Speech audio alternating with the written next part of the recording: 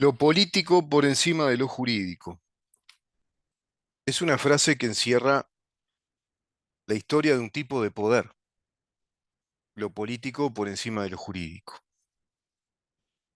En la Revolución Francesa se fue dando lo político por encima de lo jurídico.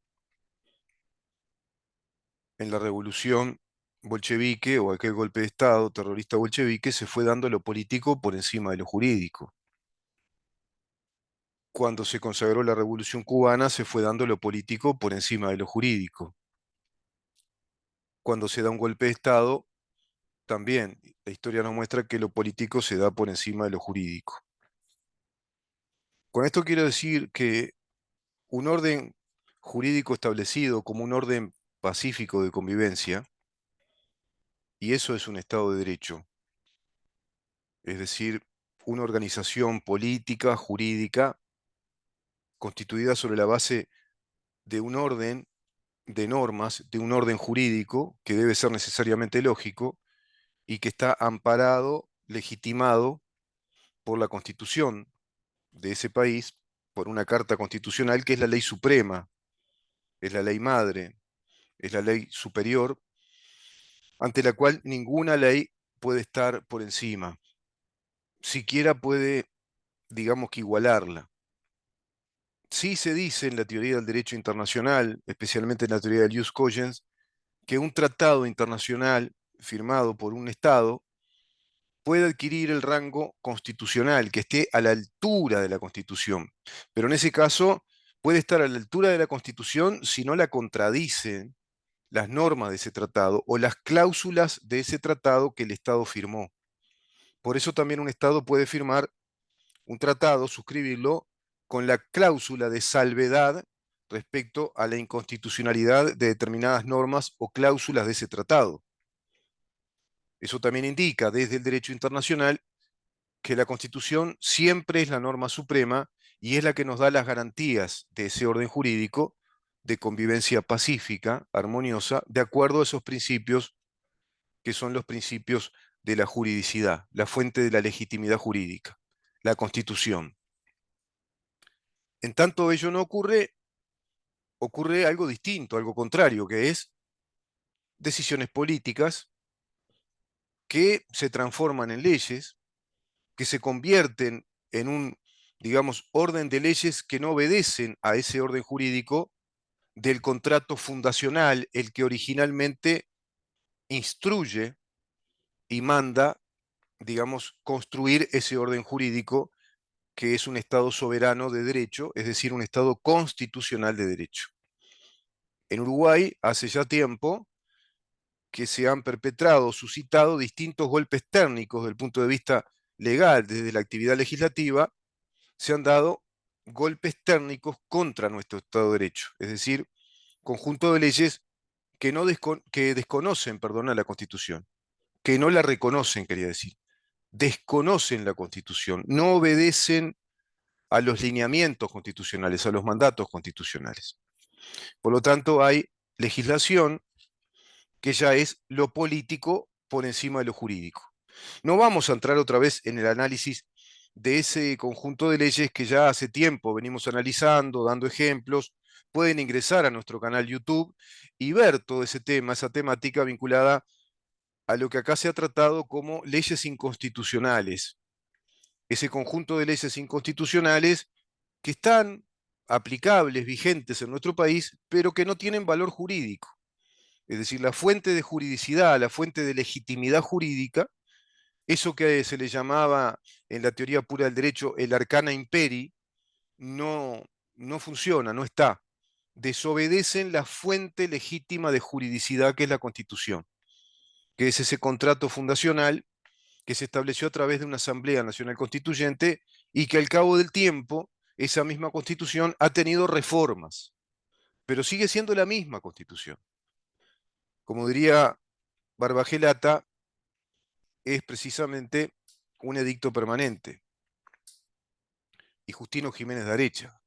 Justino Jiménez de Arechaga sostenía la teoría ancestral de los romanos, de la República Romana, de que hay una ley superior que es un edicto permanente, tiene vocación de permanencia. Lo mismo entendieron los constituyentes de los Estados Unidos, que esa constitución nacía con vocación de ser una constitución permanente, porque para que esa constitución deje de ser vigente, y bueno, hay que ir a otra Asamblea Nacional Constituyente y derogar esa constitución por otra constitución.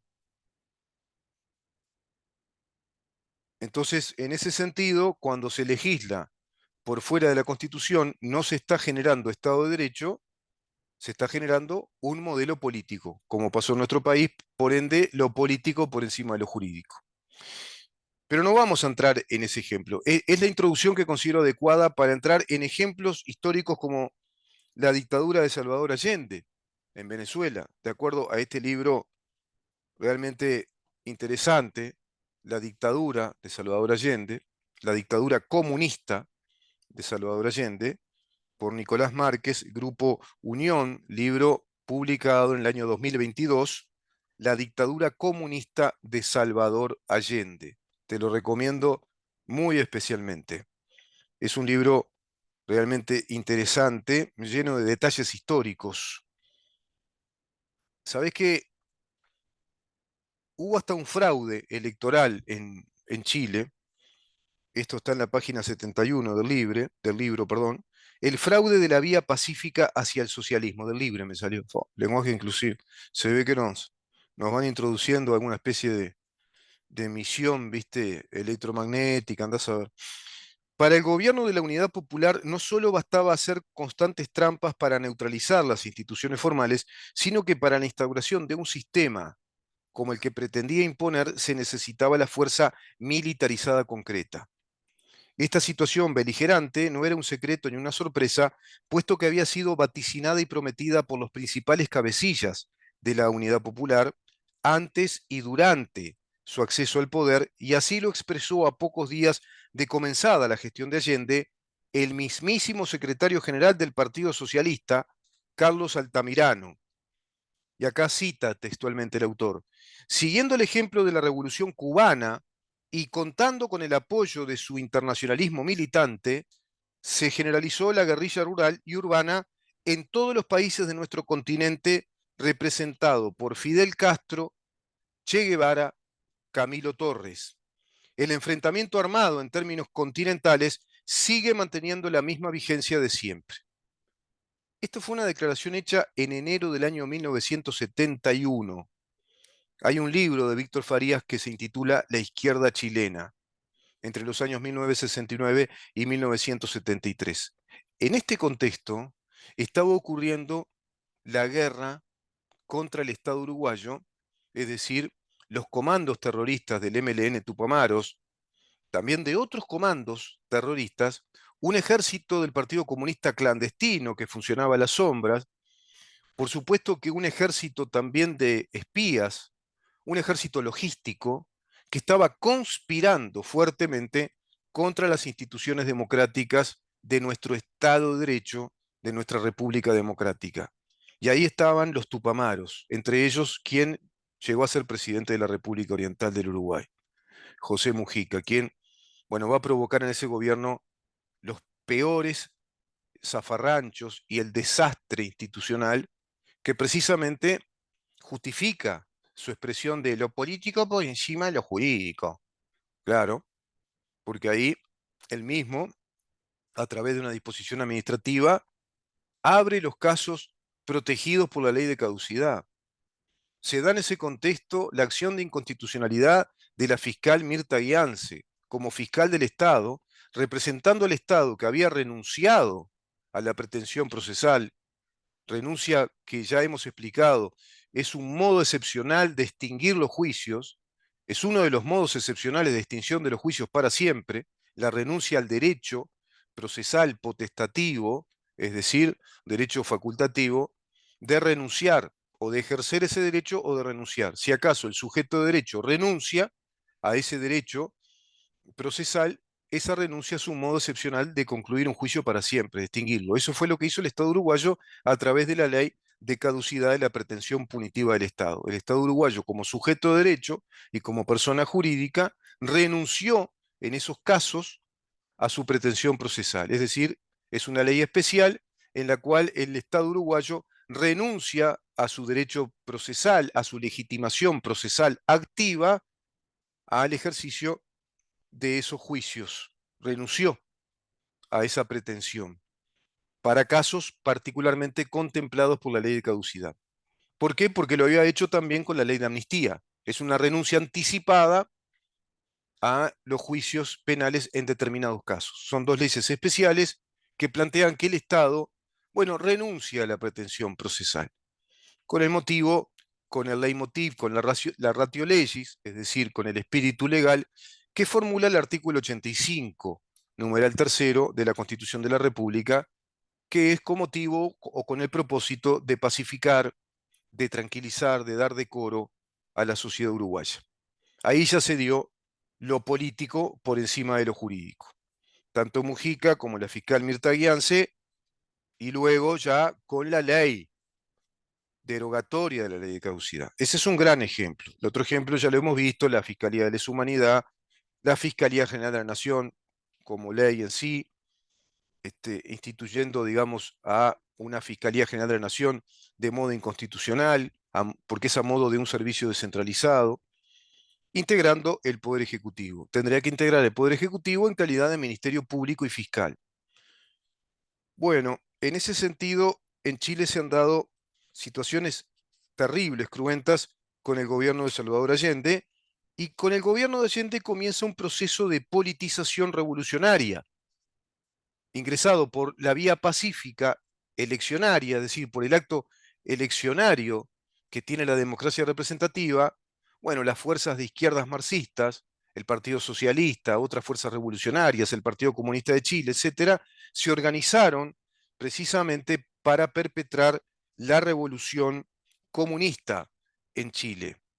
Y ahí se organizaron fuerzas tales como, por ejemplo, el Ejército de Liberación Nacional, también el Frente de Trabajadores Revolucionarios, el Movimiento de Campesinos Revolucionarios, el Frente de Estudiantes Revolucionarios. Estamos hablando de FTR, MSR, FER, el MIR, por ejemplo, la Juventud Radical Revolucionaria, JRR, Espartaco, que era un grupo que tenía como referente a los líderes comunistas, como por ejemplo, como líder comunista, como teórico, a Rosa Luxemburgo, que fue una mujer también muy teórico, una doctrina de la ideología marxista, de la filosofía marxista, Rosa Luxemburgo.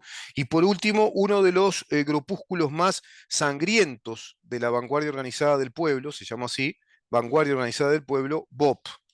Muchos de estos grupos colaboraron con el MLN Tupamaros y colaboraron cuando se reunían en aquellos grupos que ingresaban a la fila de los montoneros en Argentina haciendo lo mismo. Primero por la vía armada, exteriormente al sistema político funcional de aquel momento, y luego ya lo hicieron en nuestro país cuando el Frente Amplio llega al gobierno. En Chile lo hicieron de modo más solapado, ingresan por la vía pacífica electoral y luego van a perpetrar la revolución violenta, ¿m? Directamente confiscando la propiedad privada, estatizando por la vía violenta, de la vía pacífica a la vía armada, dice el escritor Nicolás Márquez en su página 75 de este libro. Eufórico con los datos comiciales, Allende agregó y arengó con la necesidad de instaurar tribunales populares,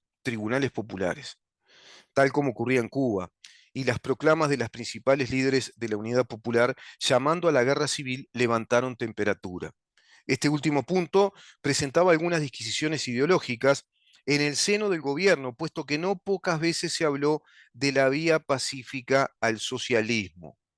Se hablaba de la vía pacífica al socialismo, se habla globalmente en el mundo hoy, en Uruguay se va llevando a cabo esa estrategia de la vía pacífica al socialismo y, entiéndase bien, al socialismo comunista, es decir, al socialismo con los preceptos ideológicos del marxismo-leninismo, del marxismo trotskista, del marxismo de Rosa Luxemburgo, del marxismo gramsciano, es decir, con las variantes que les quieras dar, pero en definitiva es la misma gastronomía ideológica que es el socialismo estatizador, estatista, de economía central y planificada, y hacia la consagración de un partido único que va a tirar por tierra uno de los poderes del Estado, que es el poder legislativo, por ende va a tirar la representatividad, la democracia representativa. Se terminan los comicios, como pasa en Venezuela ahora, en Cuba ya hace mucho tiempo, en Venezuela asume el régimen cubano, es un clon que hace un simulacro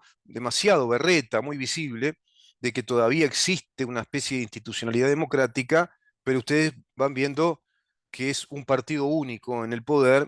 Pasó ahora con María Corina Machado, donde desobedecen aquel pacto de Barbados. Ya cuando te hablan de que un régimen hace un pacto con la oposición para ir a elecciones libres y con veedores internacionales, ya tenés que sospechar demasiado, porque cuando funciona la democracia, cuando funcionan las instituciones democráticas de una democracia representativa, no hay que hacer ningún pacto, ningún acuerdo para que existan garantías en los comicios o en el acto eleccionario del sufragio universal y secreto para elegir autoridades, es decir, en el cual, perdón, participan distintos grupos políticos, distintos partidos políticos, porque la democracia representativa admite la alternancia en el poder y la diversidad o pluralidad de partidos políticos en una oferta amplia de partidos en el acto eleccionario o en el acto electoral. Eso no pasa en Venezuela, ya tenés el partido único. Bueno, todo eso es el socialismo comunista. Lo cierto es que en Chile perpetraron eso ya cuando estaban en el gobierno.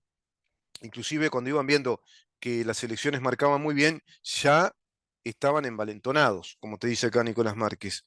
Pero respecto a esta suerte de tensión acerca de si había que avanzar hacia el comunismo mediante una vía pacífica o militarizada, el Partido Socialista de Allende, en mismísima declaración oficial, estipuló: llevar a la práctica la condición esencialmente revolucionaria del partido significa organizarse propiamente para el trabajo ilegal y la actividad clandestina y ser capaz de pasar de la acción legal a la ilegal en cualquier momento, agregando que el partido sea en sí una organización de combate.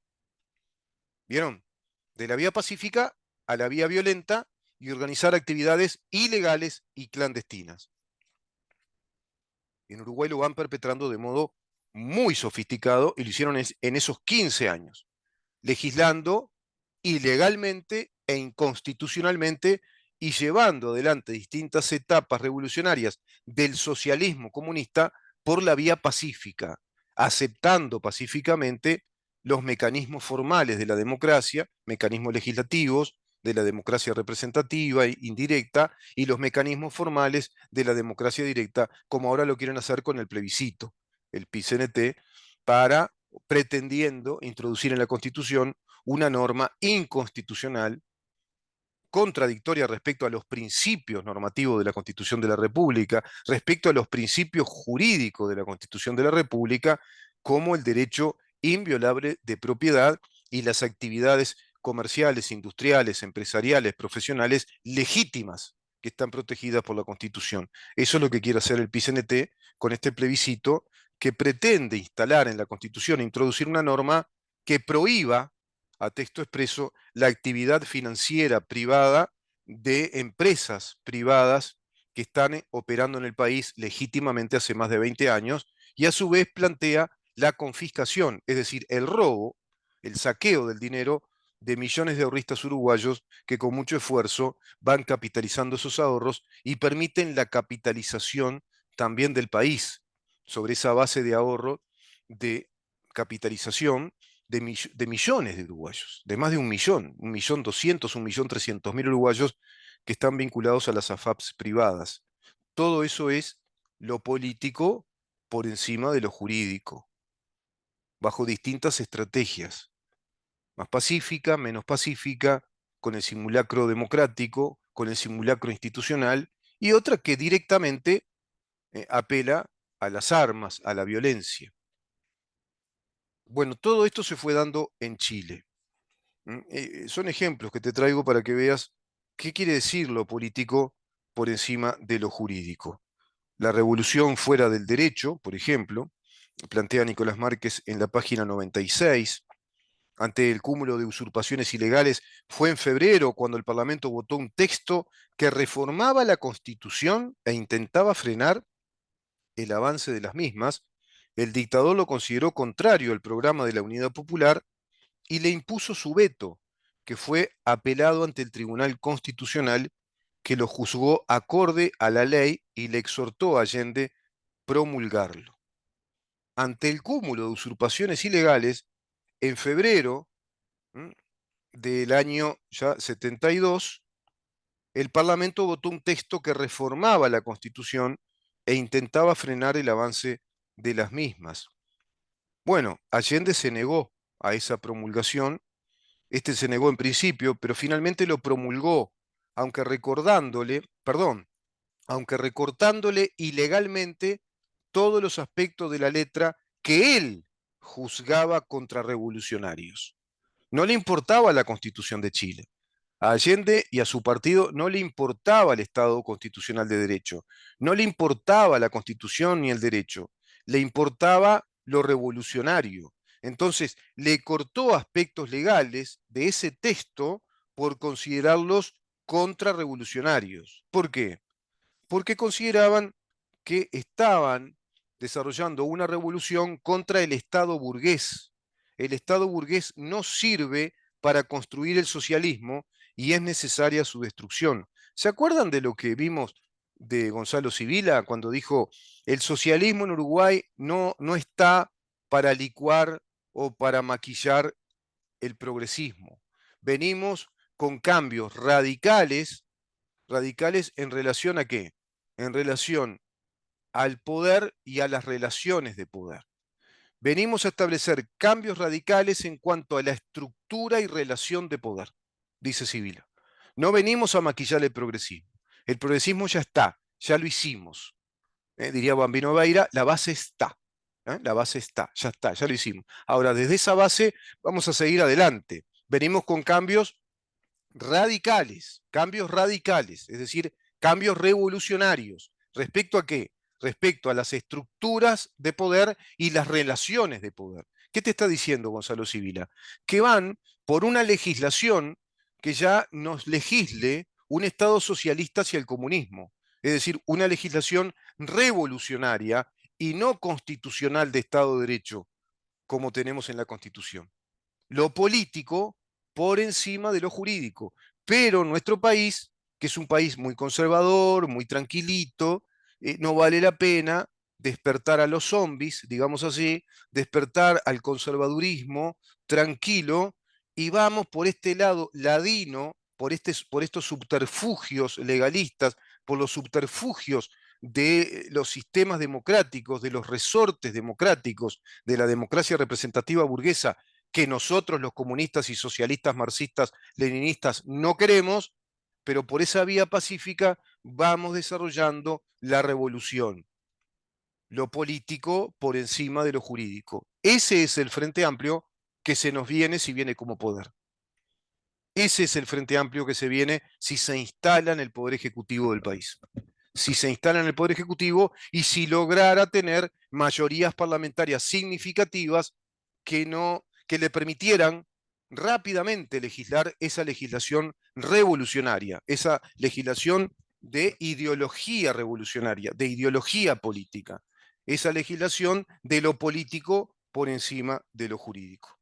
Creo que era necesario aclarar esto. Vamos a seguir con estos temas, por supuesto, pero me parecía necesario aclarar eso que había quedado ahí en el tintero de las notas anteriores, aquellas del Gulag, por ejemplo, y del Frente Amplio, instalándote un Gulag ideológico que ya hace, bueno, ya hace tiempo, ¿no? Hace más de una década que ha instalado ese Gulag ideológico en la enseñanza, en la universidad, en los funcionarios públicos y en el ecosistema social hoy sometido a una prensa que no habla de todo esto, sino que naturaliza esa estrategia revolucionaria por la vía pacífica que está desarrollando el Frente Amplio, involucrado, integrado sustancialmente al Foro de San Pablo, que es la internacionalista comunista, pretendiendo instalar el socialismo comunista, al que le llaman hoy por hoy socialismo del siglo XXI, en todos los países, en todos nuestros países de América Latina y del Caribe. Tengan muy buen fin de semana. Nos vemos entonces el lunes que viene para seguir preguntando y a su vez viendo en dónde estamos. Chau.